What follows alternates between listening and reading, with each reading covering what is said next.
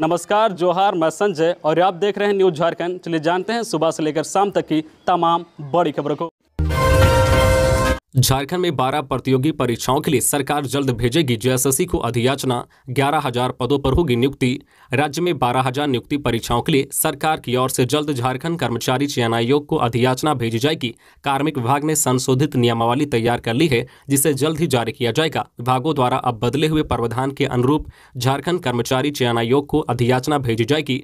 राज्य के अलग अलग विभागों में 11,000 पदों पर नियुक्तियां होंगी। राज्य सरकार द्वारा जेएसएससी स्नातक स्तरीय परीक्षा संचालन नियमावली में बदलाव के बाद विभागीय स्तर पर बनाई गई नियमावली से झारखंड से मैट्रिक इंटर की परीक्षा पास होने की अनिवार्यता समाप्त कर दी गई है। ऐसे में जिस विभाग से जुड़ी नियुक्तियां हाईकोर्ट के आदेश के बाद रद्द की गई थी, उसके लिए फिर से अधियाचना भेजी जाएगी। इन परीक्षाओं में शामिल होने के लिए जिन अभ्यर्थियों ने पूर्व में आवेदन जमा किया था, उन्हें फिर से परीक्षा शुल्क जमा नहीं करना होगा। इस संबंध में दिशा निर्देश जारी किया जाएगा। शिक्षा मंत्री जगन्नाथ महतो ने विभाग में होने वाली नियुक्ति को लेकर समीक्षा बैठक की। नियुक्ति को लेकर आवश्यक दिशा निर्देश दिए हैं। शिक्षा विभाग द्वारा +2 विद्यालय में 3,120 व 690 प्रयोगशाला सहायक की नियुक्ति के लिए पूर्व में आयोग को अधियाचना भेजी गई थी। दोनों परीक्षाओं के लिए आवेदन जमा होने की प्रक्रिया पूरी हो गई थी। प्राथमिक व मध्य विद्यालय में सहायक आचार्य के 50,000 पद सृजित किए गए हैं। इन पदों पर 2 चरण में नियुक्ति करने की तैयारी है। झारखंड कैबिनेट की बैठक 15 मार्च को। झारखंड में कैबिनेट की बैठक 15 मार्च को शाम 5 बजे प्रोजेक्ट भवन में होगी। मंत्रिमंडल सचिवालय एवं निगरानी विभाग समन्वय की ओर से यह जानकारी दी गई है। इसमें बताया गया है कि मंत्रि परिषद की बैठक बुधवार दिनांक 15 मार्च 2023 को शाम 5 बजे अथवा विधानसभा की बैठक के तुरंत बाद रांची में होगी। बैठक झारखंड मंत्रालय प्रोजेक्ट भवन स्थित मंत्रि परिषद कक्ष में होगी। अग्निवीरों को बीएसएफ की भर्ती में 10% आरक्षण।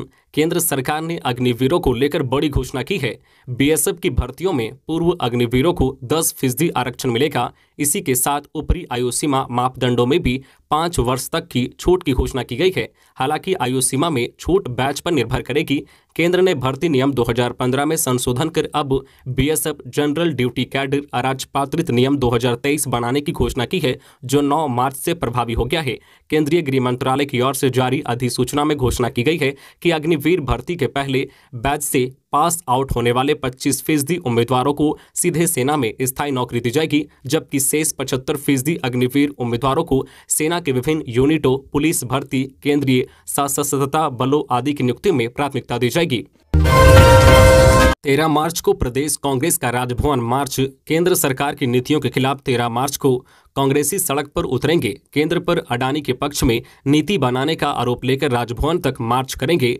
पार्टी के प्रदेश अध्यक्ष राजेश ठाकुर ने राजभवन घेराव को लेकर कार्यकारी अध्यक्षों व जिला अध्यक्षों के साथ वर्चुअल बैठक की। सभी जिला अध्यक्षों को बड़ी संख्या में पार्टी कार्यकर्ताओं के साथ उपस्थित होने का निर्देश दिया गया है। खबरों में आगे बढ़ने से पहले आपसे रिक्वेस्ट है कि अगर आप चैनल को सब्सक्राइब नहीं किए हैं तो प्लीज चैनल को सब्सक्राइब करके बेल आइकन प्रेस कर दे, जिससे आपको झारखंड की हर छोटी बड़ी खबर का अपडेट आप तक पहुंचता रहे। चलिए बढ़ते हैं खबरों की ओर।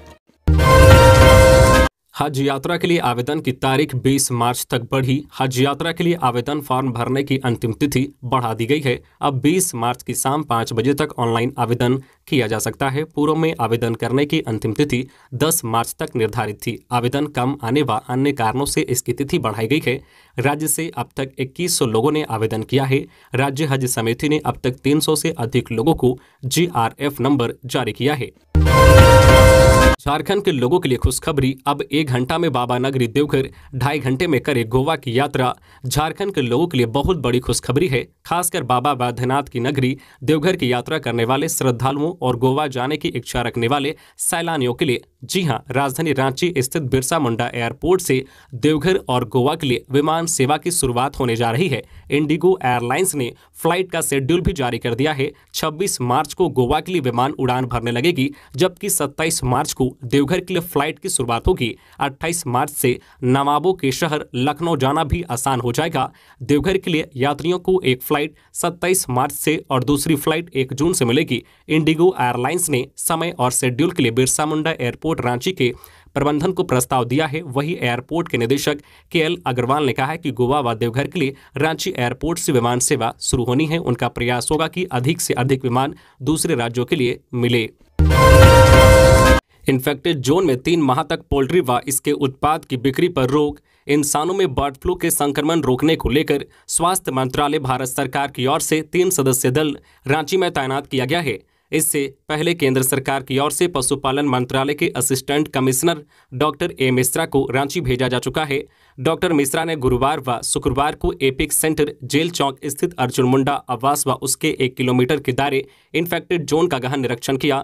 डॉक्टर मिश्रा ने जिला प्रशासन व पशुपालन विभाग को स्पष्ट हिदायत दी है कि प्रोटोकॉल के तहत अगले 3 माह तक इन्फेक्टेड जोन में पोल्ट्री व पोल्ट्री उत्पाद की खरीद बिक्री नहीं होगी। इस जोन में पोल्ट्री एवं पोल्ट्री उत्पाद की आवाजाही पर भी रोक रहेगी। इन्फेक्टेड जोन में स्वच्छता का विशेष ध्यान रखते हुए गहन निगरानी की जाएगी।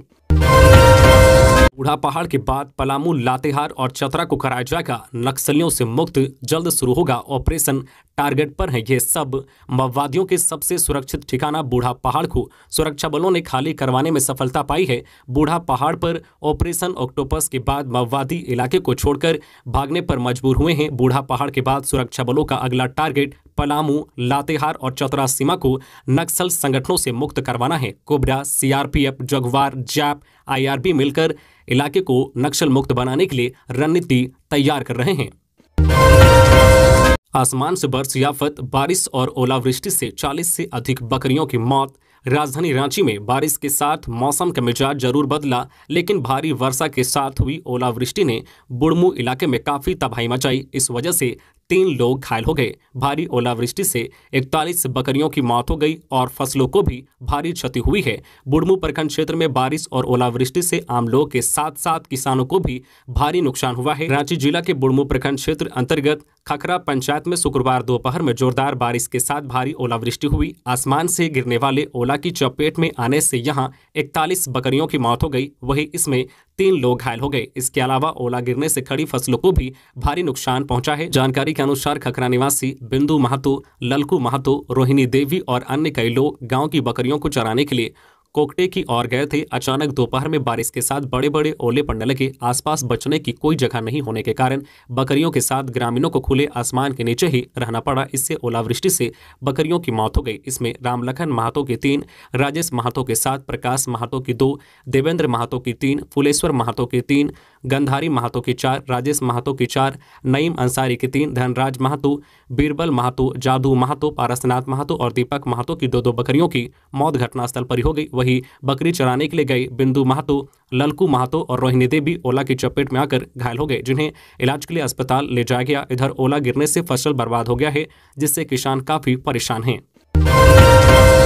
राज्य में 9वीं की बोर्ड परीक्षा 11 और 11वीं की 17 अप्रैल से झारखंड एकेडमिक काउंसिल ने वर्ष 2023 की कक्षा 8वीं, 9वीं व 11वीं बोर्ड की परीक्षा की तिथि घोषित कर दी है। 9वीं की परीक्षा 11 व 12 अप्रैल को व 8वीं बोर्ड की परीक्षा 13 अप्रैल को होगी। वहीं 11वीं का परीक्षा 17 अप्रैल से शुरू होगी। 11वीं की बोर्ड परीक्षा 19 अप्रैल तक चलेगी। कक्षा 9वीं में 11 अप्रैल को हिंदी व अंग्रेजी व 12 अप्रैल को प्रथम पाली में गणित व विज्ञान एवं द्वितीय पाली में सामाजिक विज्ञान व अतिरिक्त भाषा विषय की परीक्षा ली जाएगी। परीक्षार्थी का मुख्य 5 विषय की परीक्षा में शामिल होना अनिवार्य है। परीक्षा में 4 विषय में पास होना अनिवार्य है। परीक्षा को लेकर केंद्र का निर्धारण कर लिया गया है। 9वीं की परीक्षा में लगभग 5 लाख परीक्षार्थी शामिल होंगे। एक साथ 2 विषय की परीक्षा ली जाएगी। प्रत्येक विषय में 40 अंक के बहुविकल्पीय प्रश्न पूछे जाएंगे, जबकि 10 अंकों का आंतरिक मूल्यांकन होगा। तो क्या अंबा प्रसाद और योगेंद्र साहू रामगढ़ उपचुनाव में कांग्रेस के हार की वजह? पार्टी कर रही है समीक्षा। रामगढ़ उपचुनाव में महागठबंधन की ओर से कांग्रेस उम्मीदवार बजरंग महतो को मिली हार की समीक्षा हो रही है। प्रदेश नेतृत्व की ओर से आलाकमान को चुनाव में मिली शिकस्त के कारणों की जानकारी दी गई है। चुनाव के ठीक पहले कांग्रेस विधायक अंबा प्रसाद और उनके पिता पूर्व मंत्री योगेंद्र साहू ने विधायक प्रतिनिधि की हत्या के मुद्दे पर अपनी ही सरकार को घेरा था। पुलिस प्रशासन पर सीधा आरोप लगाया गया था, वो वसूली में लगी है। हत्या के बाद राज्य की विधि व्यवस्था को लेकर विधायक अंबा और श्री साहू ने गंभीर आरोप लगाए थे। इस मामले को लेकर कांग्रेस ने गंभीरता से लिया है। प्रदेश नेतृत्व की ओर से आलाकमान को बताया गया है कि पार्टी नेतृत्व के बयान से सरकार की छवि खराब हुई है। चुनाव पर भी इसका असर पड़ा है। केंद्रीय नेतृत्व को बताया गया है कि मुख्यमंत्री सहित गठबंधन के सभी मंत्री सरकार की उपलब्धियां बता रहे थे। लोहरदगा में अवैध बालू के खनन में 8 ट्रैक्टर जब्त। अवैध बालू के खनन तथा परिवहन पर शनिवार को प्रशासन ने चाबुक चलाते हुए बालू के अवैध खनन तथा परिवहन कर रहे 8 ट्रैक्टर को जब्त किया। कुछ ट्रैक्टर चालकों को पुलिस ने हिरासत में लिया है। 1 साल से लगातार अवैध खनन पर हो रहे कार्रवाई से माफियाओं में हड़कंप मच गया है। किसी और से बात करने पर किशोर ने गर्लफ्रेंड को मार डाला। झारखंड के गोड्डा जिले में इंस्टाग्राम पर अपनी गर्लफ्रेंड के किसी अन्य लड़के से बात करने की जानकारी मिलने के बाद 17 साल के एक किशोर ने कथित रूप से उसे मार डाला। पुलिस ने बताया कि होली के दिन यह लड़की लापता हो गई थी और बृहस्पतिवार सुबह एक खेत में उसका शव मिला। एक पुलिस अधिकारी ने बताया कि लड़के और लड़की ऊर्जानगर के एक प्रतिष्ठित अंग्रेजी माध्यम विद्यालय में पढ़ते थे और उनके बीच प्रेम संबंध था। झारखंड की प्रीति ने नेशनल यूथ एथलेटिक्स चैंपियनशिप में जीता रजत। झारखंड की प्रीति लकड़ा ने 18वें नेशनल यूथ एथलेटिक्स चैंपियनशिप में रजत पदक जीता है। कर्नाटक में आयोजित यूथ एथलेटिक्स चैंपियनशिप 2023 में झारखंड को रजत पदक दिलाने वाली प्रीति लकड़ा गर्ल्स रेसिडेंशियल सेंटर हजारीबाग की छात्रा है। हालांकि वह सिमडेगा जिले की रहने वाली है। उसकी 2 बहनें हॉकी प्लेयर्स है। झारखंड में भी फूटेगा शराब घोटाले का भांडा। बाबूलाल भाजपा विधायक दल के नेता बाबूलाल मरांडी ने झारखंड में शराब कारोबार व राज्य की नियोजन नीति को लेकर युवाओं के आंदोलन पर प्रतिक्रिया दी है। उन्होंने कहा है कि ऐसा लगता है कि अब झारखंड के छत्तीसगढ़ शराब घोटाले का भी भांडा जल्द ही फूटने वाला है। दिल्ली के मनीष सिसोदिया की हालत देखकर हमारे मंत्री जगन्नाथ महतो की अंतरात्मा जाग गई है। छत्तीसगढ़ कंसल्टेंट की छुट्टी कर दी गई है और 700 करोड़ रुपए का चूना लगा चुके इस शराब पॉलिसी की समीक्षा का आदेश मंत्री ने दे दिया है। बाबूलाल मरांडी ने कहा है कि वह शुरू से ही कह रहे हैं कि राज्य में शराब में बड़ा घोटाला हो रहा है, लेकिन मुख्यमंत्री हेमंत सोरेन के कान पर 1 साल बाद जू रेंगा है। उन्होंने कहा है कि जो लोग मिलकर 1 साल का माल डकार गए उनका लेखा जोखा तो मुख्यमंत्री को ही देना होगा और इस चोरी की सजा भी इन्हीं लोगों को मिलेगी। Indian round mix team senior national तीरंदाजी चैंपियनशिप के फाइनल में सीनियर नेशनल तीरंदाजी चैंपियनशिप में झारखंड की Indian round mix team Anil Lohra और वर्षा खालगो की जोड़ी ने राजस्थान को हराकर फाइनल में प्रवेश किया। अनिल लोहरा एवं वर्षा खालगो की जोड़ी की फाइनल में ऑल इंडिया पुलिस टीम से भिड़ंत होगी।